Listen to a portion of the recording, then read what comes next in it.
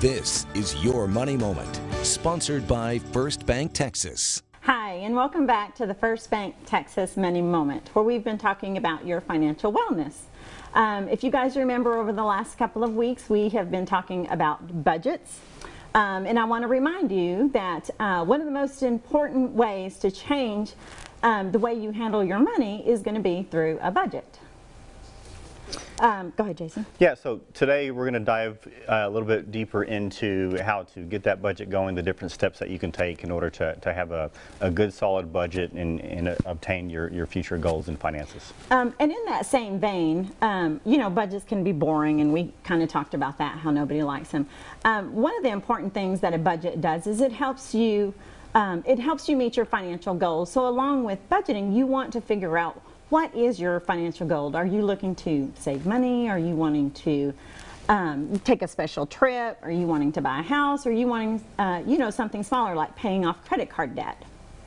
Yeah, and it doesn't have to be just about that one thing that you're wanting to do. You can be tackling multiple things, getting kids ready for college, saving up an emergency fund for whatever emergencies might come about. So you can also budget for multiple different scenarios.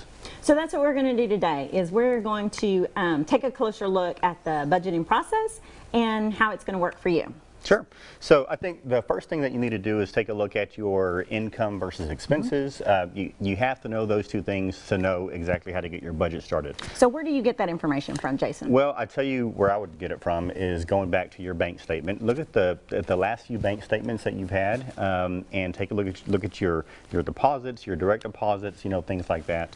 And then also look at your recurring items coming out, such as, you know, house payment, utility bill, cell phone bills, all of those different things that are coming out every month. Make sure you pay special close attention to those and account for those every single month.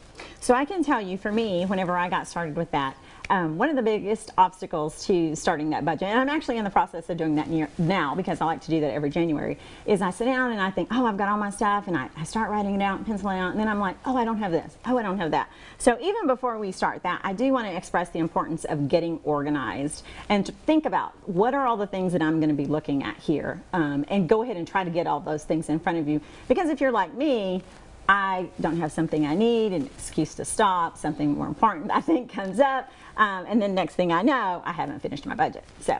Sure. Great point. Another thing that you're probably going to notice whenever you are looking at your banking statement is you're going to notice that we do a lot of small spending, like going out to eat and stopping at convenience stores and things like that. And so as you're adding up all of those different purchases that you're doing, stop and take a look at, you know, do I really need these purchases? And yeah, you bring up a really good point that I don't think we've talked about today, and that is needs versus wants. So be sure that you know the difference between, you know, what a want is and what a need is. And obviously we need to take our needs into consideration first. Yeah, I can tell you right now, I need an awesome drill that I saw on a commercial the other day, but I don't actually need it. It's just something I want. Sure, so thinking about things like that. So along this process, I told you I was working on mine right now. So I noticed that I have a lot of bills that come due about the same time, you know, every month. Now, there's some different things you can do to accommodate that, because that can sometimes be really difficult when our money comes in over the course of a month instead of all at the first of the month. So one of those things you can do is you can actually call your creditor and say, hey, can I have my bill come due at a different time of the month? The other thing you can do is you can pay ahead so that you can change that date to whatever is going to fit you. Sure, and if it's something where, you know, you just don't trust yourself with having the money in your account and waiting for that creditor to take that payment out, you know what? First Bank Texas offers multiple accounts, some without any kind of monthly service charges. So if you need to have one checking account opened up for just your bills and another one for safe spending and things like that, First Bank Texas offers multiple accounts to customers. Yeah. The other thing to consider is, like, and I know most financial institutions do this, but at First Bank Texas, you can set up automatic drafts. You can do those through your debit card. You can do those through the bank. All of that being said, just remember that the budget that you come up with is the next best thing you can do next to your income in regards to developing good financial wellness. Sure, and again, on our First Bank Texas online banking and mobile app, we do have some tools that can help you with that, so be sure to check those out. If you would like to bank with First Bank Texas, they have branches in Baird, Clyde, Abilene, Monday, Stanford, and Haskell.